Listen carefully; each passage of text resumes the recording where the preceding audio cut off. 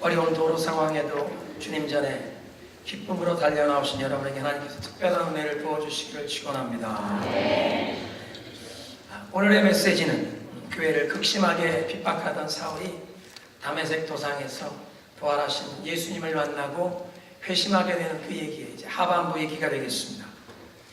오순절 성령 강림으로 갓 탄생했던 그 예루살렘 교회를 가장 극심하게 핍박하던 박해자가, 그 유대교회 랍비가 예수 부활의 가장 강력한 증인이요, 기독교 역사에 가장 크게 기여한 사도로 변화받는 그런 사건이 되겠습니다. 예수님께서는 사울을 일컬어 나의 택한 그릇이다, My chosen instrument. 하나님께서 특별한 사명을 맡기시기 위해 준비시킨 그릇이라고 그렇게 말씀하십니다. 사랑하는 성도 여러분, 우리의 인생도 한 번 지나가는 인생인데 하나님께 아름답게 쓰임받아야 되지 않겠습니까? 그래서 오늘 말씀을 통해서 하나님의 사람들이 어떻게 준비되고 어떻게 하나님께 쓰임받는지를 살펴보면서 은혜를 나누고자 하는 것입니다.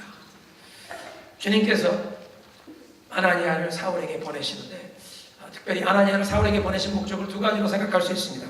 첫째는 사울이 예수 그리스도의 사도로 부르심을 받았다는 것을 객관적으로 확인시켜주는, 교회가 검증해주는 그런 목적이 있다고 하겠습니다. 사도라고 하면 예수님의 그 3년 공생의 사역기간 동안 예수님께 특별히 택함을 받고, 그래서 3년간 예수님과 동거동락하며 예수님의 말씀을 친히 듣고 예수님의 가르침을 받고 또 놀라운 이적과 기사를 친히 체험하고 목격하고 또 예수님의 십자가의 사건과 부활을 목격한 증인들이 된 사람들입니다. 그렇다면 사울은 그 예수님의 그 12명의 제자, 그 사도들 틈에 낄 수 있는 자격이 없습니다. 예수님의 그 3년 공생의 기간 동안 예수님을 따라다녀보는 적도 없고요, 또 예수님께서 부활하신 뒤에 그 제자들에게, 가롯 유다를 뺀 그 11명의 제자들에게 나타나셔서 당신이 부활하셨음을 확증해 주실 때 그 자리에 있던 적도 없습니다. 그럼에도 불구하고 사도 바울은 자신이 예수님께서 친히 불러주신 사도예요. 그래서 그 그리스도의 복음을 여러 곳에 전하며 교회를 개척할 때 이 사도적인 권위를 가지고 교회를 개척하고 교회의 복음을 가르치고 교회들을 지도하고 감독한다고 그렇게 자신의 입장을 밝히고 있습니다. 사도 바울이 오직 믿음으로 하나님의 은혜로 구원받는 복음을 전할 때 그것을 싫어하는 사람들이 있었습니다. 우리는 유대인인데 당신들이 갓 하나님을 알게 되었으니 예수를 믿는 것만 가지고는 부족하다, 이 율법을 따라라, 할례를 받아라. 그런 사람들이 오직 믿음으로 구원받는 복음을 전하는 이 바울은 사도가 아니라고 공격했습니다. 그런데 그런 사람들 앞에서 갈라디아 1장에 보면 자신의 사도성을 증거하면서 내가 전한 복음은 오리지널 복음입니다. 사람이 만들어낸 것이 아닙니다. 어떤 사람에게 배운 것도 아닙니다. 예수님께서 친히 나타나셔서 계시하심으로 이 복음을 전해줬고 나는 그리스도의 친히 부르심을 받은 자, 사도로 이 복음을 전합니다. 갈라디아서 1장 11절입니다. 형제 여러분, 내가 여러분에게 알게 합니다만 내가 전한 복음은 사람이 만들어낸 것이 아닙니다. 그 복음은 내가 사람에게서 받았거나 배운 것이 아니라 예수 그리스도의 계시로 받은 것입니다. 그리스도께서 친히 자기에게 나타나셔서 이 복음을 주셨고 자기를 사도로 임명해 주셨다는 것을 담대하게 선언하고 있습니다. 그래서 아나니아가 사울을 찾아갔던 그 목적은 다메섹으로 오던 길에 그 사울을 만나주신 부활하신 예수님, 정말 예수님은 살아계시고 그 예수님이 당신에게 나타나셔서 당신을 만나주셨다고 아나니아가 확인해 주는 것입니다. 그리고 이제 그 예수님께서 이 바울에게, 사울이 바울이 되죠, 사울에게 특별한 사명을 주신다는 것을 제3자가 확인시켜 주는 것입니다. 여러분, 하나님께서 우리에게 특별한 사명을 맡겨주실 때 이렇게 교회 안에서 그리스도의 몸된 교회를 통하여 확인받게 하시고 검증받게 하시는 줄로 믿으시기 바랍니다. 두 번째, 아나니아를 사울에게 보내신 목적은 이 회심자 사울을 그리스도의 몸된 교회에 바로 소속되도록 성도의 교제에 즉시 연결시키는 그런 목적이 있습니다. 이 사울의 회심 사건뿐만 아니라 우리가 신약 성경을 살펴보면 예수 그리스도를 나의 구세주로 믿고 죄 사함을 받고 하나님의 자녀가 되는 사람들, 그동안은 죄악된 욕심을 따라 살던 그 세상에 이 죄악된 삶을 떨쳐버리고 이젠 하나님의 자녀로 부르심을 받는 것입니다. 우리가 하나님의 자녀로 부르심을 받을 땐 항상 하나님의 자녀된 다른 성도들과 함께 하나님의 권속, 하나님의 가족인 교회의 공동체의 한 일원으로 소속되도록 하십니다. 그래서 가끔 우리 주변에 어떤 분이 나도 하나님 살아계신 것 믿고 나도 예수를 믿지만 난 교회 출석은 안 합니다. 그렇게 말씀하는 분들이 계신데요. 이런 분들은 그분들의 그 신앙적인 이해에 뭔가 큰 중요한 것을 놓치고 있는, 뭔가 크게 잘못 알고 계시는 신앙입니다. 왜냐하면 예수님께서 우리에게 하나님을 어떻게 부르라고 가르쳐 주셨습니까? 하늘에 계신 우리 아버지. 내 아버지가 아니라 하늘에 계신 우리 아버지라고 부르도록 그렇게 가르쳐 주셨습니다.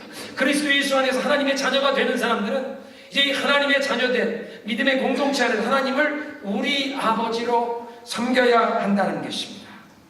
그래서 예수 그리스도를 만나 회심한 이 사울을 즉시 이 제자들의 공동체인 그리스도의 몸된 교회에 연결시키시기 위해서 아나니아를 보내셨습니다. 그 오늘 본문에 등장하는 하나님의 보내심 받는 아나니아는 어떤 사람입니까? 사도행전 22장에 사도 바울이 자기 자신의 이 회심 사건을 간증하는 그 장면에서 아나니아를 소개하는 이렇게 소개합니다. 율법에 따라 경건한 사람이며 다메섹에 사는 모든 유대인들에게 칭찬을 받는 자라.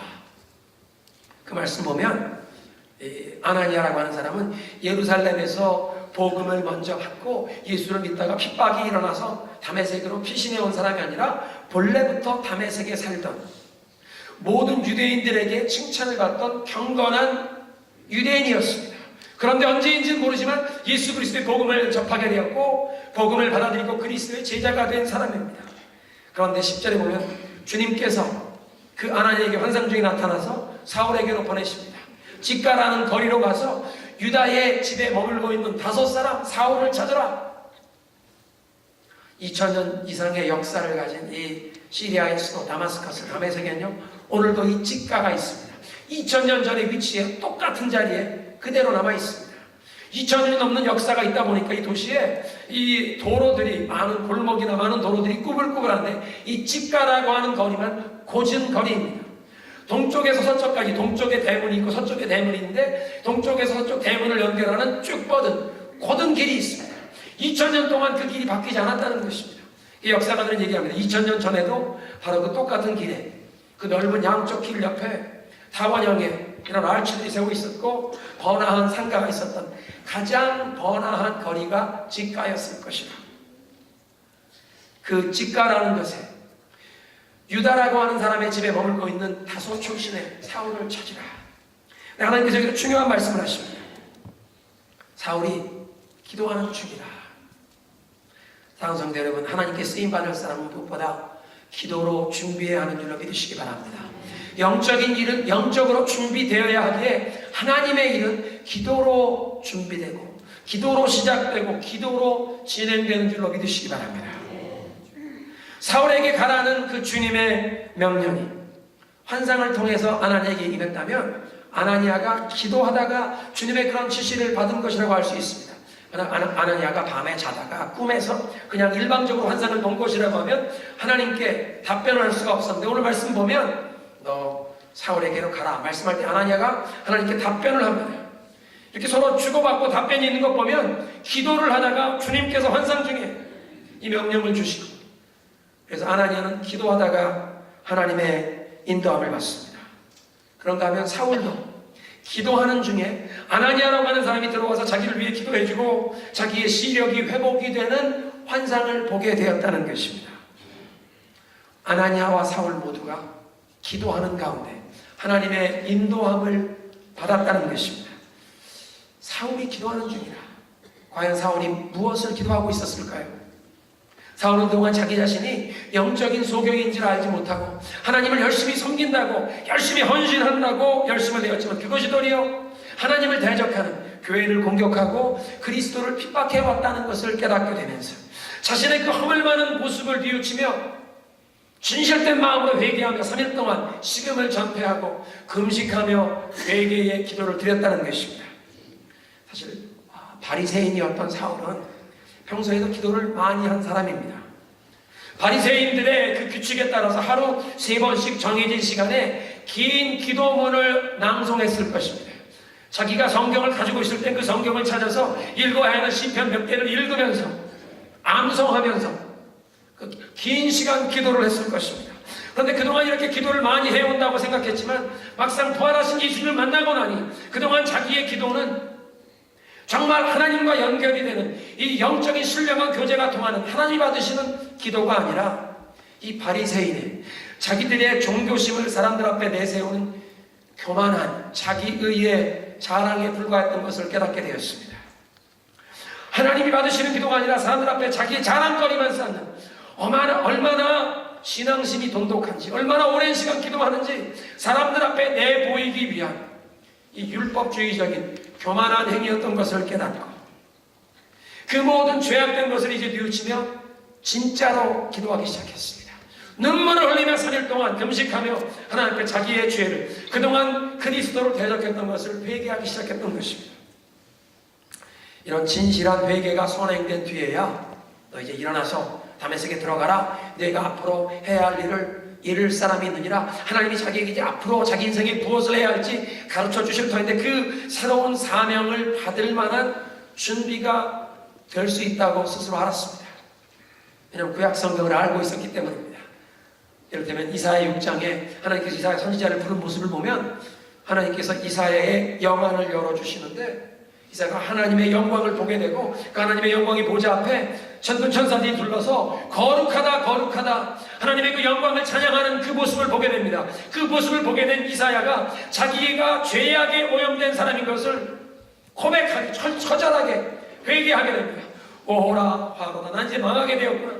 나는 입술이 부정한 사람인데 그리고 입술이 부정한 사람들 가운데 거하는데 우리 입술의 언어가 깨끗하지 못하고 다른 사람들 허물을 찾고 욕하고 불평하고 원망하고 저주하는 하나님 앞에 이 죄악된 입술을 가진 사람인데 거룩한 하나님을 뵙게 되었구나. 난 이제 망하게 되었구나. 죽게 되었구나. 자기의 죄에 오염된 모습을 철저하게 회개할 때 하나님께서 천사를 보내요. 제단 숯불을 가져다가 그 입술에 대시며 이 숯불이 내 입에 되었으니 내 입술의 그 모든 죄가 사하여졌고 내 모든 죄가 제하여졌느니라 정결케 하십니다. 그리고는 이제 하나님의 음성을 듣게 됩니다. 누가 우리를 위하여 갔고 하나님의 메시지를 전할 복음의 일꾼을 찾으신다는 것입니다. 주여 나를 보내소서 내가 여기 있나이다. 자기 자신을 헌신하게 됩니다. 하나님의 말씀을 전하는 선지자로 새로운 사명을 받는 것입니다. 그런데 그 선지자의 사명을 받기 전에 먼저 철저한 회개와 그 죄를 통해 자복하는 자를 정결케 하시는 그 은혜가 먼저 임한 줄로 믿으시기 바랍니다. 그 이사야의 부르심을 받은 그런 사건을 그 구약의 역사를 아는 사울인지라 자기가 먼저 죄를 철저하게 회개한 뒤에야 하나님이 자기에게 새로운 사명을 주실 때 그것을 받을 준비가 될 줄로 알았던 것입니다. 그래서 3일간 금식하며 기도하는데 이제 아나니아가 들어와서 자기를 위해 기도해주고 자기의 시력이 회복되는 그 환상을 보게 되었습니다. 사랑하는 성도 여러분, 아나니아와 사울이 모두 기도하다가 이렇게 하나님의 인도하심을 받았다면 하나님께 쓰임받기로 소한 우리 모두도 기도로 준비하여 하나님의 손길에 붙잡혀 쓰임받아야 할 줄로 믿습니다. 기도를 통해 우리가 해야 할 일을 지시받고 그 마음속에 확신을 가지고 행한다면 얼마나 기쁨으로 담대함으로 행할 수 있겠습니까? 하나님이 원하시는 일, 우리에게 명하시는 일, 기도를 통해 지시를 받고 행하는 것입니다. 왜냐하면 기도하는 자에게 하나님께서 크고 놀라운 비밀된 일을 보여주시겠다고 약속하시지 않습니까? 기도를 영혼의 호흡이라고 합니다. 왜냐하면 기도를 통해서 우리 영혼에 하나님의 은혜가 임하기 때문입니다. 여러분, 사람의 몸이 호흡이 멈추어 버리면 생명이 떠나는 것입니다. 마찬가지로 우리의 삶 가운데 기도가 떨어지면 우리의 영혼에도 은혜가 떨어지게 됩니다. 그러니까 우리는 기도를 통해서 평범한 시간이 영원한 시간으로 변화되는 것입니다.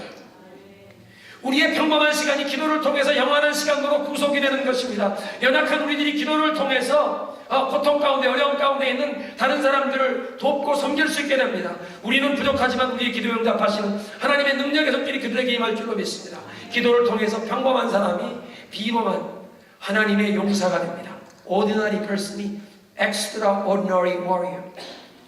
우리는 연약하지만 기도에 응답하시는 그 하나님, 그래서 이 기도를 통해서 역사하시는 하나님께서 우리를 복음을 위한 그런 용사로 세워주시는 줄로 믿습니다. 여러분의 삶과 가정에 하나님의 특별한 은혜와 축복이 필요하십니다. 기도의 자리로 나오시길 바랍니다. 얼마의 기간을 정해놓으시고 새벽 제단을 쌓아보시기 바랍니다. 여러분, 먼 여행을 떠나기 전에 먼저 주유소에서 차에 급유를 해야 하지 않습니까? 마찬가지로 하루 일과를 시작하기 전에 먼저 기도로 은혜로 채움받고 시작해야 할 줄로 믿으시기 바랍니다. 우리 수요일 저녁 모임이나 또 금요일 저녁 찬양과 기도의 밤을 통해서 우리의 삶 가운데 하늘의 문이 열리는 그런 은혜를 체험하시길 주님의 이름으로 축원합니다. 하나님의 사람은 첫째로 기도로 준비하고 기도로 인도함을 받는다는 것입니다. 두 번째로 하나님의 사람은 하나님께서 맡겨주실 사명을 위해 가장 적합하게 하나님이 준비를 시키십니다. 아나니아에게 사울을 찾아가라고 했더니 이 아나니아가 사울에 대해서 자기가 그동안 들어왔던 소문을 하나님 앞에 말씀. 하나님, 그 사람이 예루살렘에서 교회들을 많이 핍박하고 많은 사람에게 해를 끼쳤다는 얘기를 들었습니다. 이곳 다메섹에 온 것도 대제사장들에게 그 공문을 받아서 예수 믿는 사람들을 이곳에서도 체포하여 예루살렘으로 데려가려고 그 체포 영장을 가지고 왔다는 얘기를 들었습니다. 그런데 주님께서 하나님 얘기하십니다. 주께서 이르시되 가라. 이 사람은 내 이름을 이방인과 그 임금들과 이스라엘 자손에게 전하기 위하여 택한 나의 그릇이다.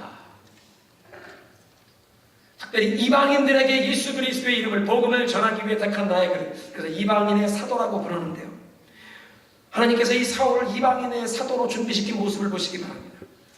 사울을 다소 태생이라고 하는데 그 다소, 오늘날 터키의 동남부 지역의 해안 도시 아다나 옆에 있는 작은 도시인데요. 그러나 사도 바울 당시에는 이것이 로마 제국 안에 길리기아 지방의 큰 대도시였습니다. 상업도시였고 또 교육도시였습니다. 그곳에 큰 도서관이 있었고 많은 학자와 철학자들, 이 교사들이 모여 있었습니다. 그래서 이 로마 제국 사도 바울 당시만 해도 이 지중해 연안에 그 헬라 문명의 꽃이 피는 이 학문이 집대성된 곳을 꼽으라고 하면 전 세계 가장 큰 도서관이 있었던 이집트의 알렉산드리아, 그리고 그리스의 아테네, 그리고는 길리기아 지방의 다소를 꼽았던 것입니다. 그런데 하나님께서 사울이라는 인물이 다소에서 태어나 자라게 하십니다. 특별히 다소에서 부유한 가정에 태어나서 부모가 로마 시민권을 가지고 있었던 것 보면 그 가정이 부유한 어떤 사회적인 지위가 있었던 가정이었습니다. 그런 부유한 가정에서 헬라 문명의 그 교육이 최고 수준의 교육이 있는 바로 그 다소에서 태어나 헬라 문명 최고 수준의 교육을 받은 것입니다. 그러니까 후에 사도 바울이 선교여행에 로마 제국의 어떤 지역을 방문해도, 그래서 그 지역에서 복음을 전할 때 그 지역 최고 수준의 지성과 학문을 가진 사람과 얼마든지 변론을 해도 조금 더 굴하지 아니할 그런 지식과 학문을 가졌다는 것입니다. 그럼에도 불구하고 사도 바울은 얘기합니다.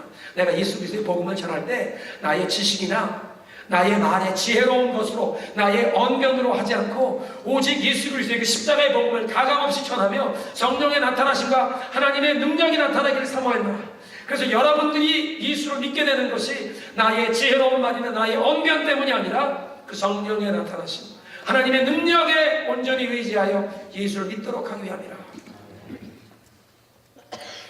또한 사울은 그냥 이스라엘 땅에서 태어나 성장하면서 그 유대인들의 울타리 안에서만 자란 다른 제자들과는 다르게 이 지중해 연안의 이방의 땅에서 태어나 이방인들 틈 속에서 섞여 자라면서 그곳에서 헬라 문명 최고의 교육을 받는, 헬라어를 유창하게 하는, 그래서 이 로마 제국의 그 당시 어디를 가도 이 이방인들에게 헬라어 예수 그리스도의 복음을 전하기에 가장 적격자로 준비된 줄로 믿으시기 바랍니다.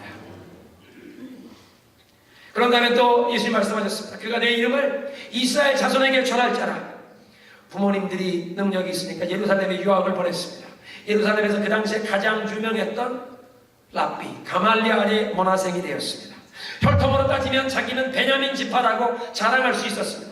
여러분, 이 베냐민 지파라는 말이 특별히 그 자기들의 이 민족적인 긍지를 가지고 자랑할 수 있었던 것은 다윗 왕 이후에 솔로몬 왕이 하나님을 마음으로 반심으로 섬기다가 솔로몬 왕 이후에 나라가 두동강 나지 않습니까? 북쪽의 10지파와 남쪽의 유다로.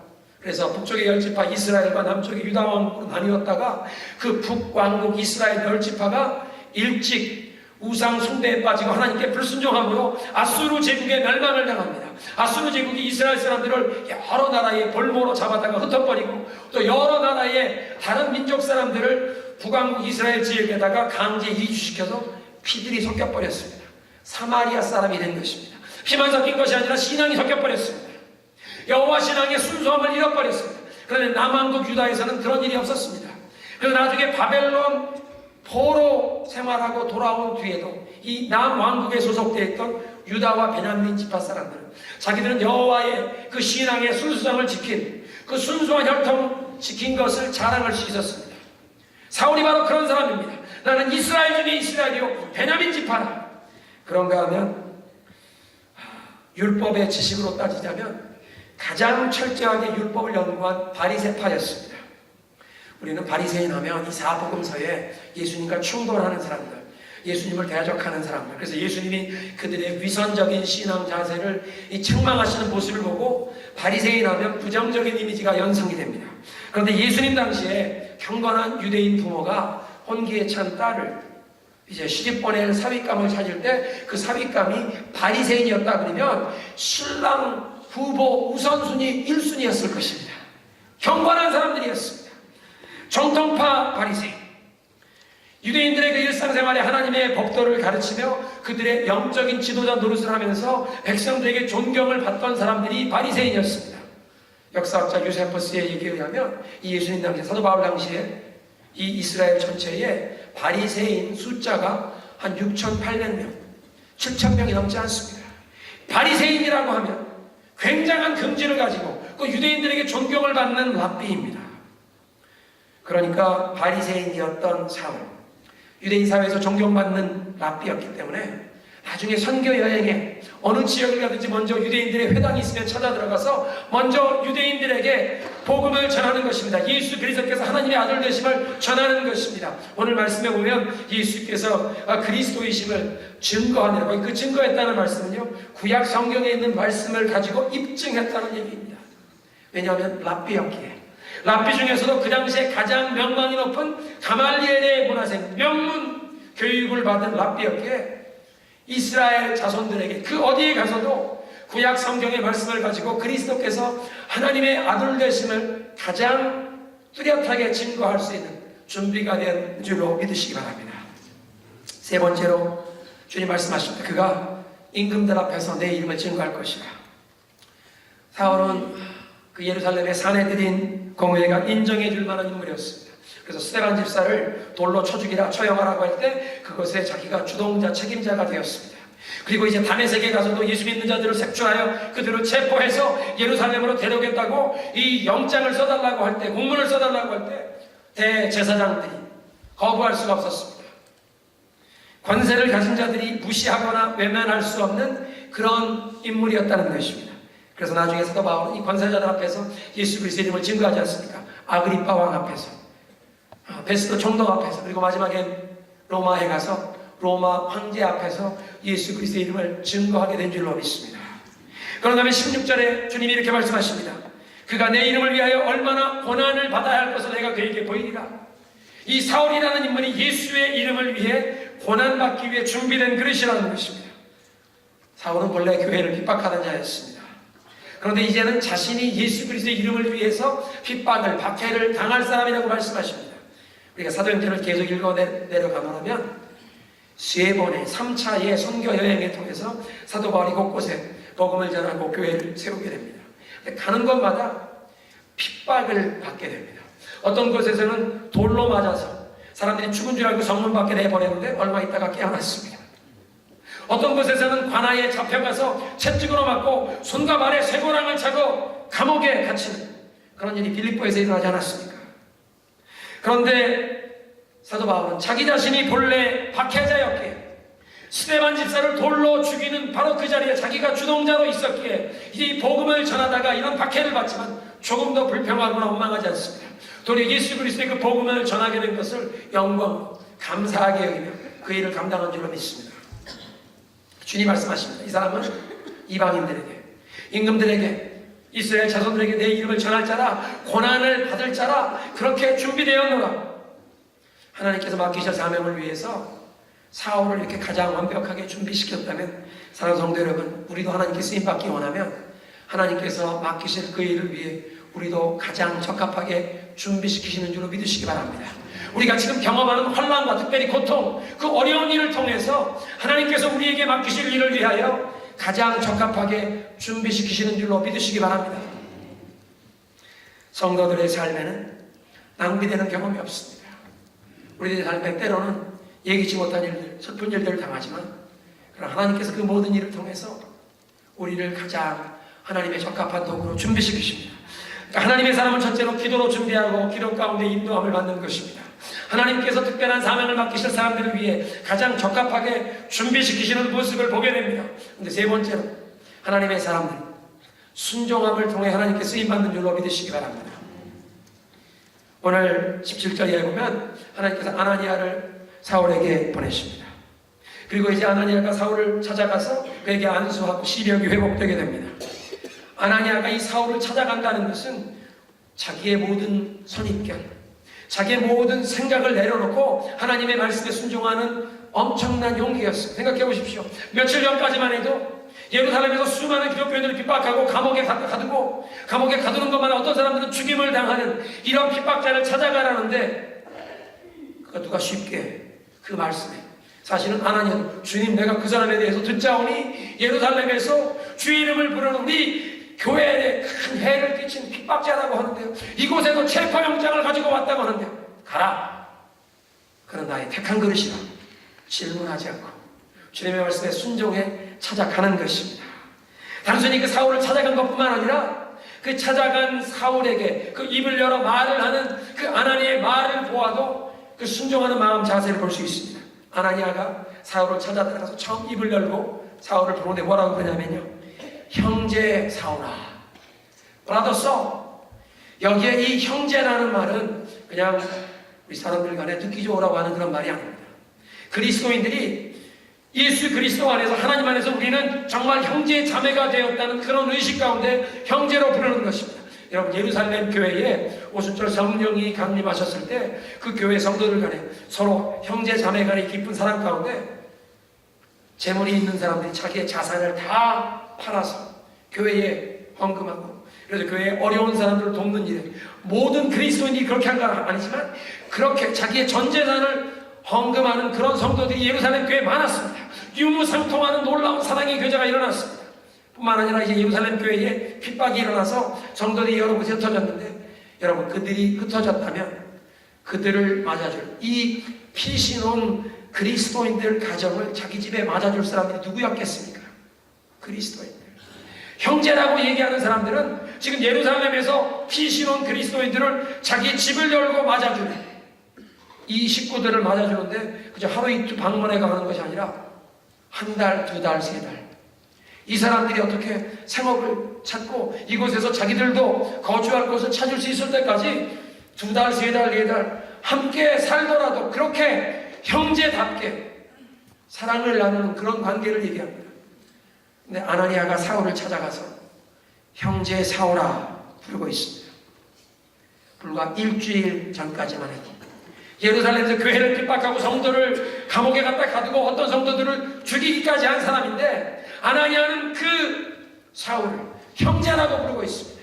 예수님이 만나주셨고 이제 이 사람이 변화받았다는 것을 마음속에 확신하면서 형제 사울아, 그를 끌어안아주는 것입니다. 그리스도 안에 한 가족의 형제로 그를 맞아주는 것입니다. 그리고 사울을 위해 기도할 때 눈에서 비늘 같은 것이 떨어졌습니다. 그리고 사울이 그 자리에서 세례를 받습니다. 물 세례를 받는 것입니다. 여러분, 바리새인 랍비가 세례를 받는 것은 충격적인 일입니다. 이 세례를 받는다는 것은 자기가 하나님을 알지 못하고 또는 하나님을 제대로 섬기지 못한 이 죄인이 하나님 앞에서 자기의 이 죄를 씻고 이제 하나님 앞에 바르게 살겠다는 그런 결심을 표현하는 것입니다. 이 바리새인 랍비라고 하는 사람은 다른 사람들은 몰라도 자기들만큼은 하나님 말씀을 철저하게 순종하고 하나님을 잘 섬기는 유대인 중에 유대인이라고 스스로 자부하는 그런 사람들이었습니다. 그런데 지금까지 자기는 영적 소경으로 하나님 앞에 죄인으로 살아온 것을 인정하며 그리스도의 이름으로 세례를 받는 이 사울이 순종하는 모습입니다. 그래서 19절에 보니까 그렇게 순종하며 세례를 받은 사울 제자들과 함께 며칠 있을새. 여러분, 아나니아만 주님의 부르심에 순종한 것이 아니라 사울만 이 주님의 말씀에 순종하여 자기도 예수 그리스도의 이름으로 세례를 받은 것이 아니라 그 세례받은 사울을 이제 반겨 맞아주는 다메섹의 성도들도 놀라운 순종의 모습을 보여주고 있습니다. 아나니아처럼 이분들도 다 사울이라는 인물이 예루살렘에서 교회를 핍박하고 그리스도인들을 잡아 가두고 죽인 그 흉악한 사람이라는 것을 알고 있습니다. 다메섹에도 이 체포영장을 가지고 왔다는 소문을 알고 있습니다. 그런데 아나니아의 말을 통해서 이 사람이 예수님을 만났고 이제 예수님의 제자가 되었다, 세례 받았다는 말을 들을 때 다메섹 교회 성도들이 마음을 열고 사울을 자기네 집으로 모시는 것입니다. 얼마나 놀라운 사랑과 용서와 용납의 모습입니까? 어쩌면 그 다메섹의 성도들 가운데 몇 주 전에 그 예루살렘의 핍박을 피해서 지금 이 다메섹에 온 사람들도 있을지 모르겠습니다. 이 사람이 얼마나 수많은 그리스도인들에게 피해를 입혔는지 그 마음속에 적대심, 원망이나 미움이 있을 수도 있는 그런 사람들입니다. 그런데 이 사울이 예수를 만나고 변화되었다고 세례를 받았다는 말을 듣고 일주일 전까지만 해도 예루살렘에서 교회를 핍박하는 사람으로 피하던 사람을 자기의 집으로 맞아들이는 다메섹 교회 성도들의 용서와 용납하는 모습, 하나님 앞에 아름답게 순종하는 모습인 줄로 믿으시기 바랍니다. 사울이 3일간의 그 참회와 금식을 이제 마치고 복음의 증언자로 새 출발하게 됩니다. 아나니아가 주님의 말씀에 순종하고 찾아와서 이 사울, 예수님이 정말 살아계신 예수님이 너를 만나주셨고 너를 이제 복음의 증인으로 너를 준비된 그릇으로 부르시느니라. 이방인들에게, 그 임금들에게, 그리고 이스라엘 자손들에게 예수 그리스도의 이름을 증거할 자로 부르시느니라. 세례를 받는 순종이 있었습니다. 다메섹 교회에 이 성도들이 이 사울을 용서하고 용납하고 맞아주는 그런 순종이 있었습니다. 이런 순종 가운데 사울이 힘을 얻고 용기를 얻어서 즉시로 유대인의 회당에 찾아가서 예수 그리스도께서 하나님의 아들 되심을 증거한 줄로 믿으시기 바랍니다. 다메섹에 있는 유대인들이 깜짝 놀랐습니다. 저 사람이 이 예수 믿는 자들을 다 핍박하고 이 다메섹에 와서도 예수 믿는 자들을 색출하여 예루살렘의 대제사장 앞에 재판받으라고 끌어가려고 온 사람이 아니라, 그런데 담대하게 예수 그리스도의 복음을 전할 때 이 구약 성경의 말씀을 그들에게 인용해가며 그리스도께서, 예수님께서 하나님의 아들 되시는 그 이스라엘의 구원자 되시는, 온 인류의 구원자 되심을 증거한 줄로 믿으시기 바랍니다. 오늘 메시지를 정리하겠습니다. 첫째로 하나님의 사람들은 기도로 준비하며 기도 가운데 인도함 받는 줄로 믿습니다. 하나님의 사람들, 하나님께서 맡기실 일을 위해 우리들을 가장 적합하게 준비시키시는 줄로 믿습니다. 특별히 환난과 고통을 통해서 그 모든 것이 낭비되지 않고 하나님의 일에 가장 유익하게 쓰임받도록 우리를 준비시키시는 줄로 믿으시기 바랍니다. 하나님의 사람들은 순종함으로 하나님께 쓰임받는 줄로 믿습니다. 오늘 우리도 이렇게 하나님께 쓰임받길 원하는 마음으로 찬양과 믿음의 고백을 올려드립니다. 주님 말씀하십니다.